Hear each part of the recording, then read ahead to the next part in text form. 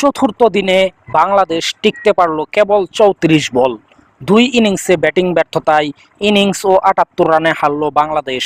গল টেস্টে ড্রতে শেষ হওয়ার পর কলম্বোতে জিতে সিরিজ নিজেদের করে নিল স্বাগতিক শ্রীলঙ্কা। গতকাল শুক্রবার তৃতীয় দিন শেষেই কলম্বো টেস্টের ভাগ্য অনেকটা নির্ধারণ হয়ে গিয়েছিল।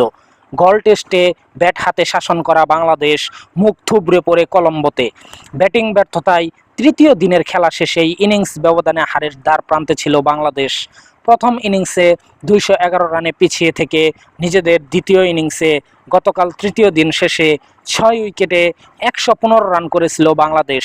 তখনও ৯৬ রানে পিছিয়ে ছিল সফরকারীরা, হাতে উইকেট ৪টি। ইনিংস ব্যবধানে হার এড়াতে অসম্ভব কিছুই করতে হতো বাংলাদেশকে। একমাত্র আশা ভরসা ছিলেন লিটন দাস, শেষ স্বীকৃত ব্যাটারও ছিলেন তিনি। তবে তিনি এদিন ফিরলেন মাত্র ৪ বল খেলেই। ৪০তম ওভারে প্রভাত জয়সূরিয়ার বল লিটনের ব্যাটের কানা ছুঁয়ে জমা পড়ে উইকেট কিপার কুশল মেন্ডিসের গ্লাভসে। ৪৩ বলে ১৪ রান করে সাজঘরে ফেরেন লিটন। এরপর মুহূর্তেই যেন সব শেষ। একে একে বিদায় নেন নাইম, তাইজুল ও এবাদত। টপ অর্ডারের দেখানো পথেই হাঁটলেন যেন সবাই। তাসের ঘরের মতো ভেঙে পড়ে বাংলাদেশের ইনিংস। এর আগে কলম্বোর সিংহলিস স্পোর্টস ক্লাব এসএসসি মাঠে টস জিতে শুরুতে ব্যাট করতে নেমে ২৪৭ রানের বেশি করতে পারেনি বাংলাদেশ।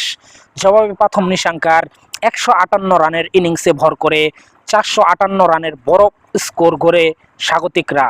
২১১ রানে পিছিয়ে থেকে দ্বিতীয় ইনিংসেও ঘুরে দাঁড়াতে পারেনি বাংলাদেশ।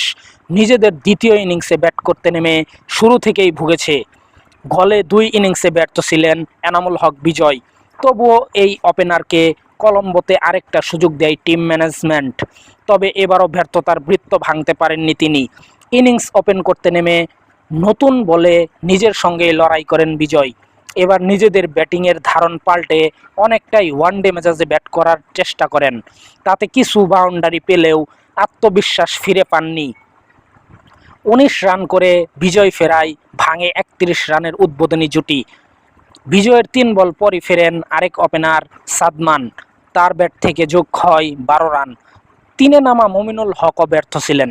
১৫ রানের বেশি করতে পারেননি এই অভিজ্ঞ ব্যাটার। টপ অর্ডার ব্যর্থতার পর আশা দেখিয়েও পথ দেখাতে পারেনি মিডল অর্ডারের ব্যাটাররা। শান্ত মুশফিকরা উইকেটে থিতু হওয়ার পর উইকেট বিলিয়ে দিয়ে এসেছেন।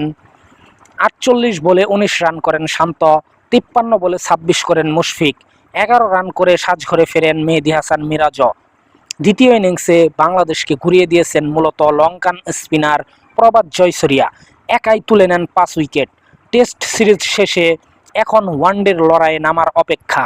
৩ ম্যাচ সিরিজের প্রথমটি হবে আগামী বুধবার একই মাঠে কলম্বোয়।